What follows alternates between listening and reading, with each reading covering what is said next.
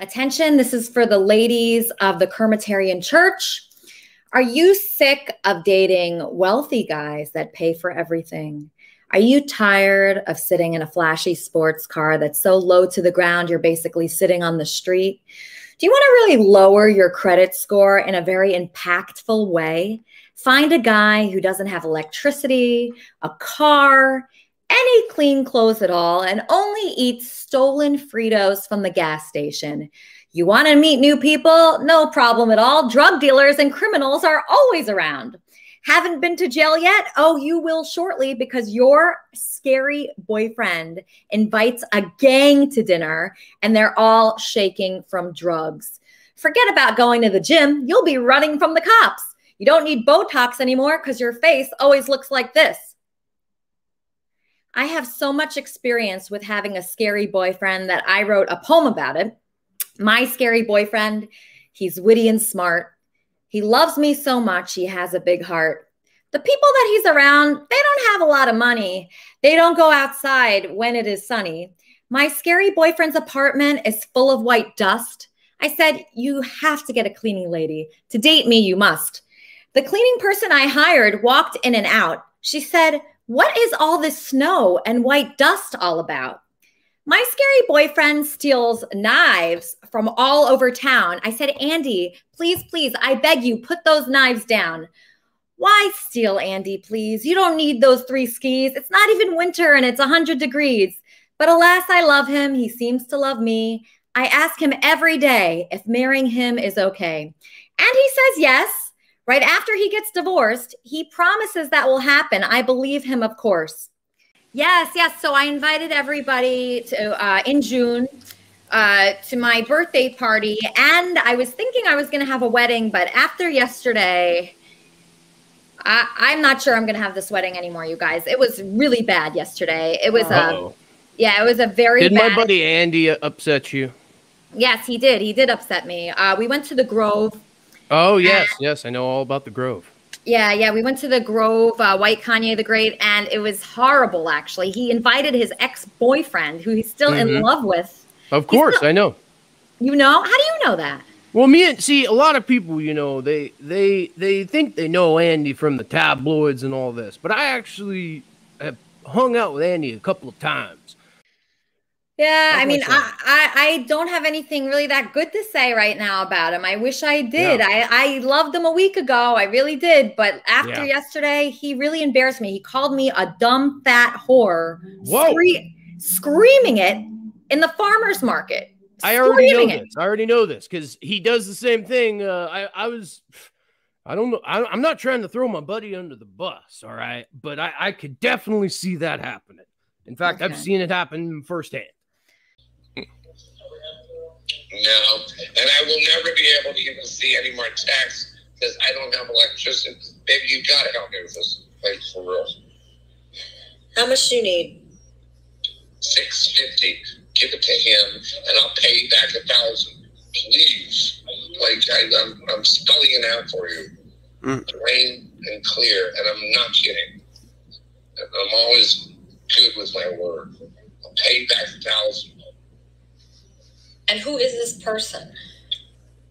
The guy I broke his car window, and then I left my phone in his car stupidly, and he hijacked it. Please, baby, please. So, Eric, the number one. Do you know what the number one problem in relationships is? Not a fucking drug deal. I promise you. Is it? And somebody else took my other 2 phones.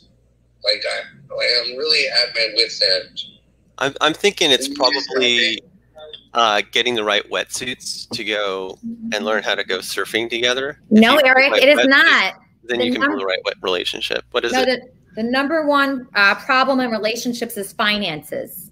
Finances. Okay? I would say so. Not having a financial plan, you know. Yeah, so if you're fighting about this early on, be very worried about your marriage. Smart money says this argument can lead to divorce. So what did Andy say to you? What? Andy hates me right now. I'm hated by Andy. He likes Lucas better.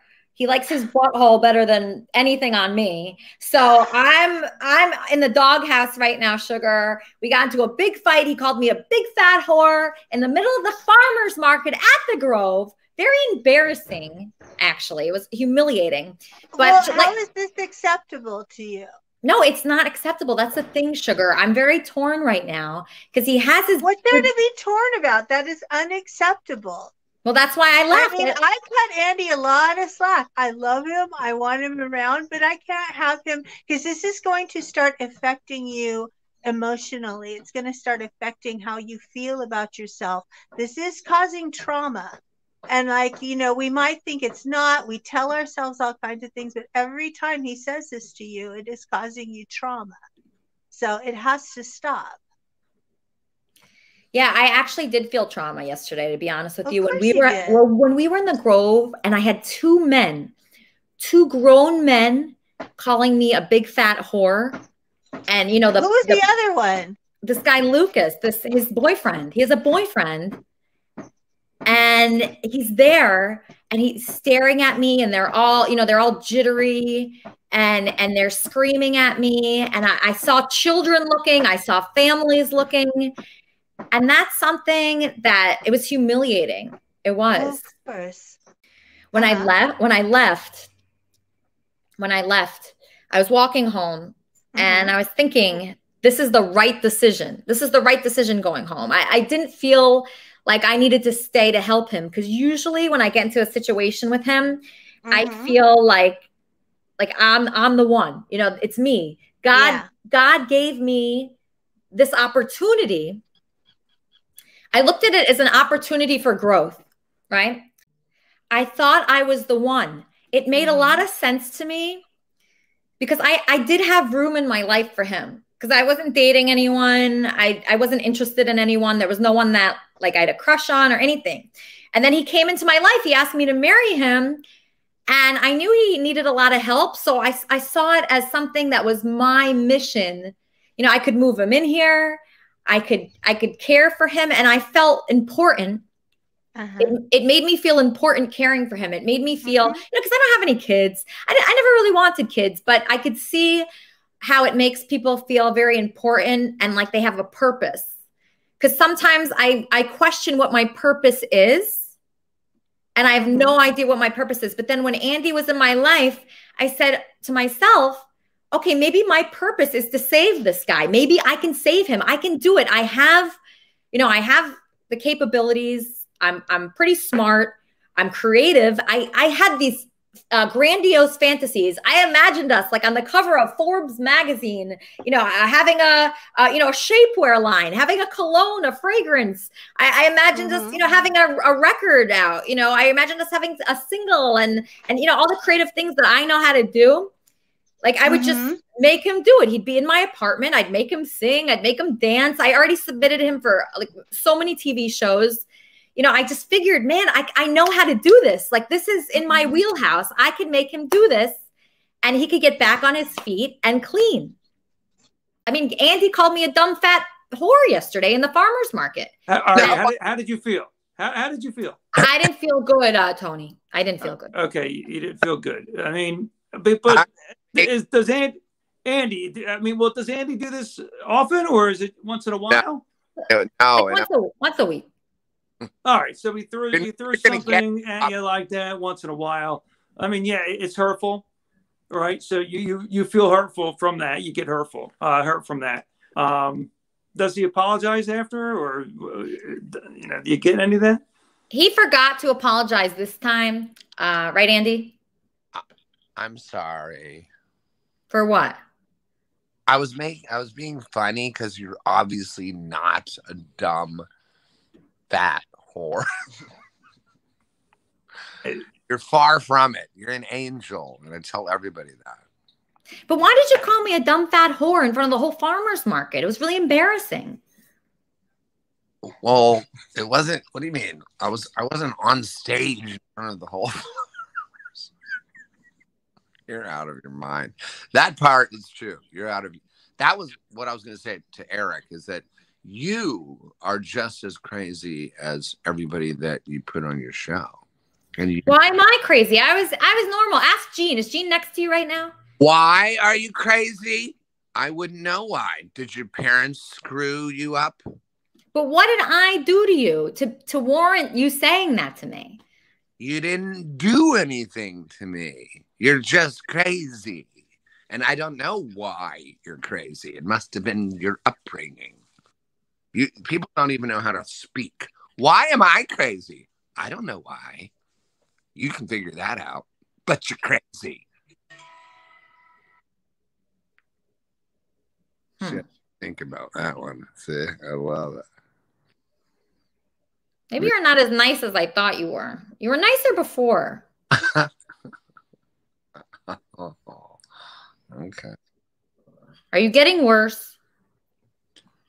By the second.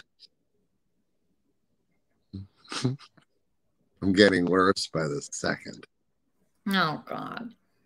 This is not good. I thought it was gonna be fun. Like I was fantasizing about us, going to the beach and going out to eat and doing fun things together. And you've been mean recently. I hate that mean side. The mean side's really bad. Well, I'm sorry, baby. But have you talked to Lucas? No, I never want to talk to Lucas for the rest of my life. I never want to see him again. He brings out a really bad side of you, a horrible side of you. Like he was encouraging you and he was saying that he slept with me and that's a lie. And he was saying that I was with him. That's a lie. He's never been here. In fact, I told my doorman that he's not allowed in and I showed him a picture of him. So he can't even get on the property. Let's change the topic. I really am sorry. You know how much I love you. And there's this great book called I think it's called Embrace Your Shadow. Embrace the Shadow. No, I don't think you should do that. No, you have to. Because that's one thing about you is that you can't walk around, float around like some kind of angel martyr. Because you're not. Okay? Nobody is. Everybody has a dark side. And you have to embrace it. And, be good with both. Because there's a... No. I don't want you going darker. I want you being lighter. Oh. Trust me. I was just telling somebody last night, I'm like, you think things are crazy now? They were crazier when I was 6. Okay, now I'm 55. Baby, anyways, where are we going to go out to eat tonight? There's my baby. Yeah. Oh, see, I like that smile. I do like that smile. That's a very nice smile. All right, I guess I could take you somewhere.